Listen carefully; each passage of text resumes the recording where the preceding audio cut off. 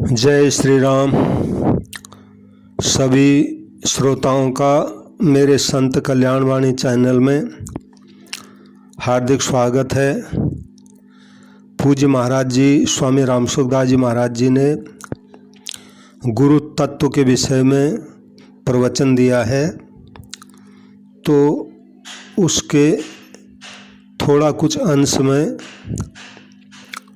इसमें रख रहा हूँ, क्योंकि ये लंबा हो जाएगा पूरा रखने में। तो जो मुझे कुछ खास सा लग रहा है उसको मैं आप लोगों की जानकारी के लिए इस वीडियो में रखूँगा। ओम श्री परमात्मने नमः शीर्षक है इस प्रवचन का गुरु तत्व।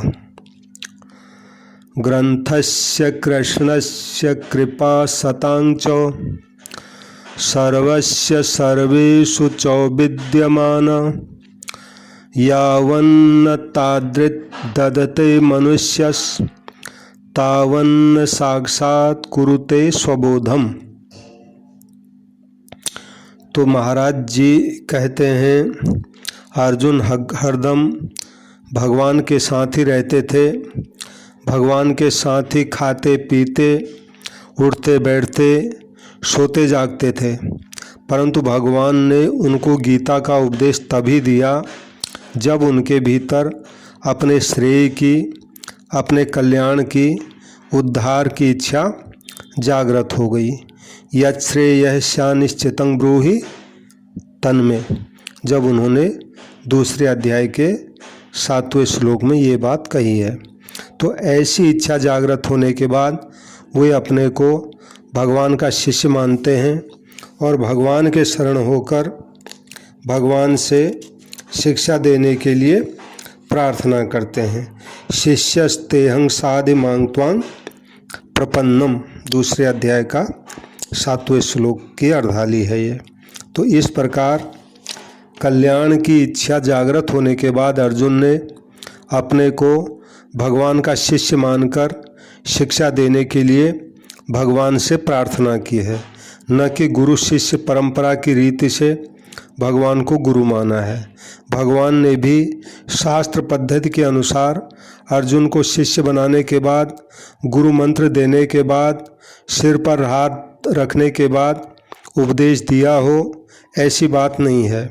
इससे सिद्ध होता है कि पारमार्थिक उन्नति में गुरु शिष्य का संबंध जोड़ना आवश्यक नहीं है, प्रत्युत अपनी तीव्र जिज्ञासा, अपने कल्याण की तीव्र लालसा का होना ही अत्यंत आवश्यक है।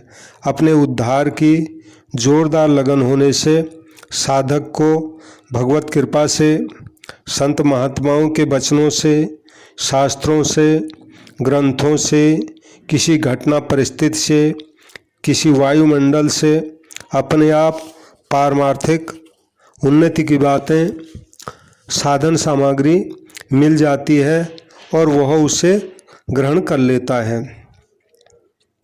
गीता बाह्य विधियों को, बाह्य परिवर्तन को उतना आदर नहीं देती जितना आदर भीतर के भावों को, विवेक को, बोध को, जिज्ञासा को, त्याग को देती है।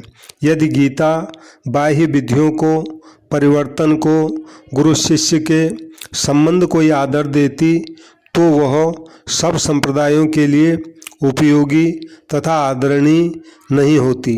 अर्थात गीता जिस संप्रदाय की विधियों का वर्णन करती वह उसी संप्रदाय की मानी जाती।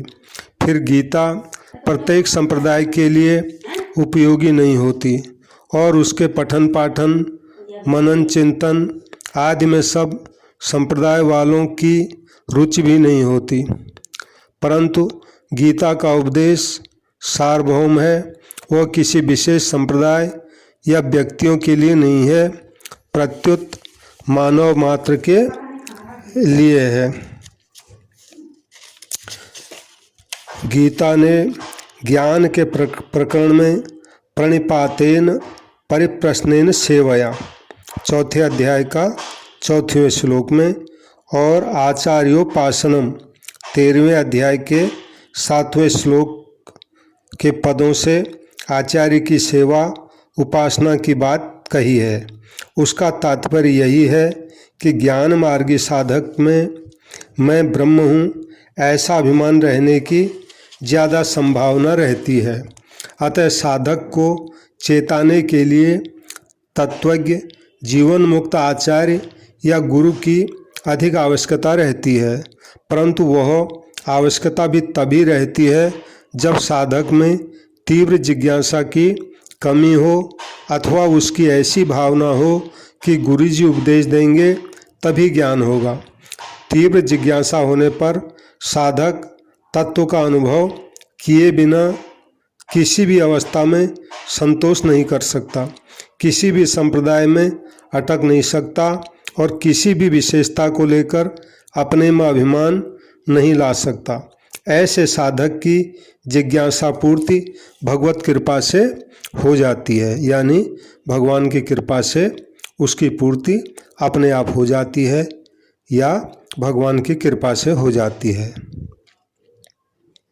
गुरु शिष्य के संबंध से ही ज्ञान होता हो ऐसी बात देखने में नहीं आती, कारण कि जिन लोगों ने गुरु बना लिया है, गुरु शिष्य का संबंध स्वीकार कर लिया है, उन सबको ज्ञान हो गया हो ऐसा देखने में नहीं आता, परंतु तीव्र जिज्ञासा होने पर ज्ञान हो जाता है ऐसा देखने में सुनने में आता है।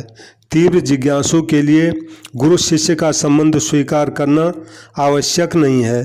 तात्पर्य है कि जब तक स्वयं की तीव्र जिज्ञासा नहीं होती तब तक गुरु शिष्य का संबंध स्वीकार करने पर भी ज्ञान नहीं होता, और तीव्र जिज्ञासा होने पर साधक गुरु शिष्य के संबंध के बिना ही किसी से भी ज्ञान ले लेता है।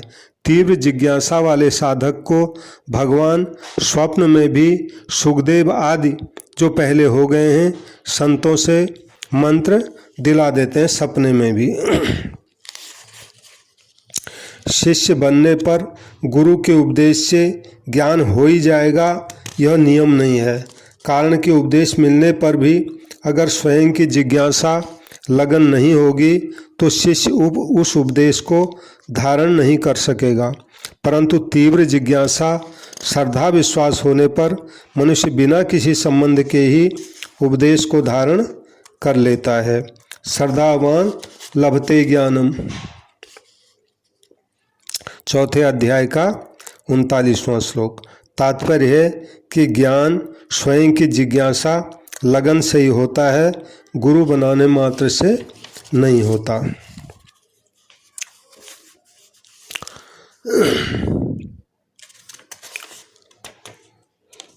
सीताराम सीताराम सीताराम सीताराम सीताराम। मनुष्य किसी को गुरु बनाकर कहता है कि मैं सगुरा हो गया हूँ, अर्थात मैंने गुरु धारण कर लिया, मैं निगुरा नहीं रहा, और ऐसा मानकर वह संतोष कर लेता है तो उसकी उन्नति में बाधा लग जाती है, कारण कि वह और किसी को अपना गुरु मानेगा नहीं, दूसरों का सत्संग करेगा नहीं, दूसरे का व्याख्यान विवेचन सुनेगा नहीं, तो उसके कल्याण में बड़ी बाधा लग जाएगी। वास्तव में जो अपना कल्याण चाहते हैं वे किसी को गुरु बनाकर किसी जगह अटकते नहीं, प्रत्युत अपने कल्याण के लिए जिज्ञासु बने ही रहते हैं। जब तक बोध न हो तब तक वे कभी संतोष करते ही नहीं। इतना ही नहीं, बोध हो जाने पर भी वे संतोष नहीं करते, प्रत्युत संतोष हो जाता है। यह उनकी लाचारी है, लाचारी है। अब जो है कुछ प्रश्नोत्तर हैं श्रोताओं के महाराज जी से, तो वो मैं रख रहा हूँ। तो प्रश्न पूछा गया, विद्या गुरु, शिक्षा गुरु और सद्गुरु में क्या अंतर है? तो महाराज जी का उत्तर है, जिससे शिक्षा लेते हैं, विद्या पढ़ते हैं, वह विद्या गुरु है। जिससे यज्ञोपवीत धारण करते हैं, कंठी लेते हैं, दीक्षा लेते हैं, वह दीक्षा गुरु है। जिससे सत्य तत्व का बोध यानी ज्ञान होता है, वह सद्गुरु है। सद्गुरु किसी भी वर्ण और आश्रम का हो सकता है। महाभारत में कहा गया है, ब्राह्मण, क्षत्रिय, वैश्य, शूद्र अथवा नीच वर्ण में उत्पन्न हुए पुरुष से भी यदि ज्ञान मिलता हो तो उसे प्राप्त करके श्रद्धालु मनुष्य को सदा उस पर श्रद्धा रखनी चाहिए। जिसके भीतर श्रद्धा है उस मनुष्य में जन्म मृत्यु का प्रवेश नहीं हो सकता। अगला प्रश्न है, महाराज गुरु की पहचान क्या है? महाराज जी का उत्तर है, गुरु की पहचान शिष्य नहीं कर सकता। जो बड़ा होता है वही छोटे की पहचान कर सकता है। छोटा बड़े की पहचान क्या करे? फिर भी जिसके संग से अपने में देवी संपदा आए, आस्तिक भाव बढ़े, साधन बढ़े, अपने आचरण सुधरें, वह हमारे लिए गुरु है। अगला प्रश्न है, गुरु शरीर का नहीं तत्व का नाम है, इसका क्या तात्पर्य है? महाराज जी का उत्तर है, गुरु के द्वारा जब शिष्य को प्रकाश मिलता है, ज्ञान मिलता है, तभी वह गुरु कहलाता है। अब उसको गुरु मानना, उसका आदर पूजन करना तो शिष्य का काम है, पर वास्तव में गुरु तत्वज्ञान ही हुआ, क्योंकि शिष्य को तत्वज्ञान होने से ही उसकी गुरु संज्ञा सिद्ध होती है। इसलिए भागवत में कहा गया है कि गुरु में मनुष्य बुद्धि और मनुष्य में गुरु बुद्धि करना अपराध है। संत कहते हैं, जो तू चेला देह को देह खेह की खान, जो तू चेला शब्द को शब्द ब्रह्म कर मान। अर्थात शब्द से ही ज्ञान होता है और गुरु शब्द के द्वारा ही तत्व ज्ञान कराता है। अतः गुरु परमात्मा तत्व ही हुआ। अगला प्रश्न है, गुरु के बिना गति नहीं होती, ज्ञान नहीं होता, यह बात कहाँ तक ठीक है? महाराज जी का उत्तर है, यह बात एकदम ठीक है, सच्ची है, परंतु केवल गुरु बनाने से अथवा गुरु बनने से कल्याण मुक्ति हो जाए, यह बात ठीक जचती नहीं है। यदि गुरु के भीतर यह भाव है कि मेरे बहुत से शिष्य बन जाए, मेरा एक संप्रदाय यानी टोली बन जाए, मैं एक बड़ा आदमी बन जाऊं आदि, और शिष्य का भी यह भाव रहता है कि एक चद्दर, एक नारियल और 1 रुपया देने से मेरा गुरु बन जाएगा, गुरु मेरे सब पाप हर लेगा आदि, तो ऐसे गुरु शिष्य के संबंध मात्र से कल्याण नहीं होता।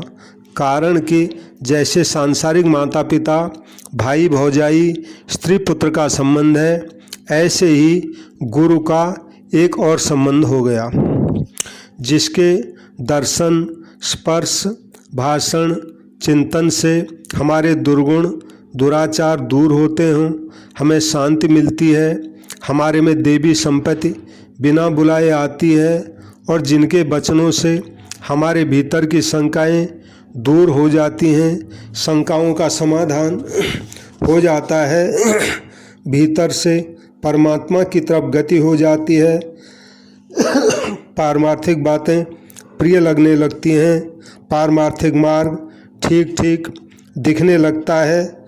ऐसे गुरु से हमारा कल्याण होता है। यदि ऐसा गुरु संत न मिले तो जिनके संग से हम साधन में लगे रहें, हमारी पारमार्थिक रुचि बनी रहे, ऐसे साधकों से संबंध जोड़ना चाहिए, परंतु उनसे हमारा संबंध केवल पारमार्थिक होना चाहिए, व्यक्तिगत नहीं। फिर भगवान ऐसी परिस्थिति घटना भेजेंगे कि हमें वह संबंध छोड़कर दूसरी जगह जाना पड़ेगा, और वहाँ हमें अच्छे संत मिल जाएंगे। वे संत चाहे साधु वेश में हों, चाहे गृहस्थ वेश में हों, उनका संग करने से हमें विशेष लाभ होगा। तात्पर्य है कि भगवान प्रधानाध्यापक की तरह हैं, वे समय पर स्वतः कक्षा बदल देते हैं। अतः हमें भगवान पर विश्वास करके रुचिपूर्वक साधन में लग जाना चाहिए। गीता में भगवान ने कहा है कि जो मेरा आश्रय लेकर यत्न करते हैं वे सब कुछ जान जाते हैं। 7वें अध्याय के 29वें श्लोक में। अतः भगवान पर विश्वास और भरोसा रखते हुए साधन संबंधी, भगवत संबंधी बातें सुननी चाहिए और सत्कर्म, सच्चर्चा, सच्चिंतन करते हुए तथा सबके साथ सद्भाव रखते हुए साधन करना चाहिए। फिर किसी संत से, किसी शास्त्र से, किसी घटना आदि से अचानक परमात्मा तत्व का बोध जागृत हो जाएगा। यदि गुरु मिल गया और ज्ञान नहीं हुआ तो वास्तव में असली गुरु मिला ही नहीं। असली गुरु मिल जाए और साधक साधन में तत्पर हो तो ज्ञान हो ही जाएगा। यह हो ही नहीं सकता कि अच्छा साधक हो, असली संत मिल जाए और बोध न हो। एक कहावत है, पारस केरा गुण किसा, पलट्या नहीं लोहा, कै तो निज पारस नहीं, कै बिच रहा बिछोहा। तात्पर्य है कि यदि शिष्य गुरु से दिल खोलकर सरलता से मिले, कुछ छिपा कर न रखे, तो शिष्य में वह शक्ति प्रकट हो जाती है जिस शक्ति से उसका कल्याण हो जाता है। गुरु तत्व नित्य होता है और वह कहीं भी किसी घटना से, किसी परिस्थिति से, किसी पुस्तक से, किसी व्यक्ति आदि से मिल सकता है। अतः गुरु के बिना ज्ञान नहीं होता, यह बात सच्ची है। अगला प्रश्न है, क्या अपने कल्याण के लिए गुरु बनाना आवश्यक है?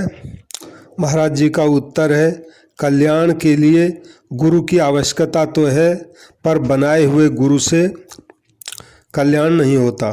जिससे कल्याण होता है उसमें गुरुपना स्वतः आ जाता है। तात्पर्य है कि कल्याण के लिए गुरु बनाने की जरूरत नहीं है, प्रत्युत जिससे जितने अंश में ज्ञान हो गया उतने अंश में वह हमारा गुरु हो गया।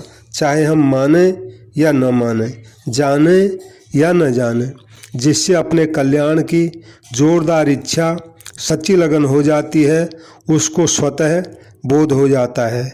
जैसे किसी का संवाद हो रहा हो तो उसको सुनने मात्र से बोध हो जाता है, अथवा कहीं जा रहे हैं और किसी घर में कोई बात हो रही हो तो उस बात से बोध हो जाता है, अथवा किसी पुस्तक को खोलकर देखते हैं तो उसमें किसी बात को पढ़ने से बोध हो जाता है, अथवा किसी संत का इतिहास पढ़ते पढ़ते कोई बात मिल जाती है तो उससे बोध हो जाता है इत्यादि। तात्पर्य है कि बोध होने में कोई व्यक्ति कारण नहीं है, प्रत्युत अपनी सच्ची लगन, तीव्र जिज्ञासा ही कारण है। गुरु को प्राप्त कर लेना मनुष्य के हाथ की बात है या नहीं, उसके हाथ की बात यही है कि वह अपनी लगन, जिज्ञासा जोरदार कर ले, भगवान पर भरोसा रखकर तथा निर्भय, निशोक, निश्चिंत और निस्संक होकर अपने मार्ग पर चलता रहे। अगला प्रश्न है, स्त्री को गुरु बनाना चाहिए या नहीं? महाराज जी का उत्तर है, स्त्री के लिए पति ही गुरु है, अतः उसको पति के सिवाय दूसरे किसी पुरुष को गुरु नहीं बनाना चाहिए। पतिरेको गुरु स्त्रीणाम, शास्त्र का वचन है। आजकल के ज़माने में जहाँ तक बने स्त्रियों को किसी भी पर पुरुष से किसी तरह का संबंध नहीं रखना चाहिए। अगला प्रश्न है, गुरु कौन हो सकता है? महाराज जी का उत्तर है, तत्वज्ञ, जीवन मुक्त महापुरुष ही गुरु हो सकता है। अतः जब तक तत्व ज्ञान न हो, भगवत प्राप्ति न हो, तब तक अपने में गुरु भाव नहीं लाना चाहिए। हाँ, कोई कल्याण की बात पूछे तो अपने में जितनी जानकारी है उसको सरलता से बता देना चाहिए। जो जिस विषय में ज्ञान देता है, अज्ञता दूर करता है, उस विषय में वह गुरु हो गया। चाहे नेकचार करे या न करे, परंतु असली गुरु वही है जिसके उपदेश से बोध हो जाए, तत्व ज्ञान हो जाए, फिर कभी किंचित मात्र भी गुरु की आवश्यकता न रहे। गुरु वही होता है जो किसी को अपना चेला नहीं बनाता, अपना मातहत नहीं बनाता। जो सबको गुरु बनाता है वही वास्तव में सबका गुरु होता है। शास्त्रों में जहाँ गुरु का वर्णन आता है वहाँ कहा गया है कि गुरु को श्रोत्रिय और ब्रह्मनिष्ठ होना चाहिए। वेदों को, शास्त्रों को, पुराणों को जानने वाला श्रोत्रिय और ब्रह्म को जानने वाला ब्रह्मनिष्ठ कहलाता है। जो केवल श्रोत्रिय है, ब्रह्मनिष्ठ नहीं है, वह शास्त्रों को तो पढ़ा सकता है पर परमात्म तत्व का बोध नहीं करा सकता। और जो केवल ब्रह्मनिष्ठ है, श्रोत्रिय नहीं है, वह परमात्मा का बोध तो करा सकता है पर अनेक तरह की शंकाओं का समाधान करने में प्रायः असमर्थ होता है, क्योंकि उनको शास्त्रों का ज्ञान नहीं होता अच्छी तरह। हाँ, शंकाओं का समाधान न कर सकने पर भी उसमें कोई कमी नहीं रहती, कोई शंका संदेह नहीं रहता। अतः कोई शिष्य तर्क वितर्क न करके तत्व को जानना चाहे तो वह ब्रह्मनिष्ठ उसको परमात्मा तत्व का बोध करा सकता है। जय श्री राम। शेष भाग दूसरे भाग 2 में मैं रखूँगा। सबको प्रणाम, सबको राम राम। जय श्री राम।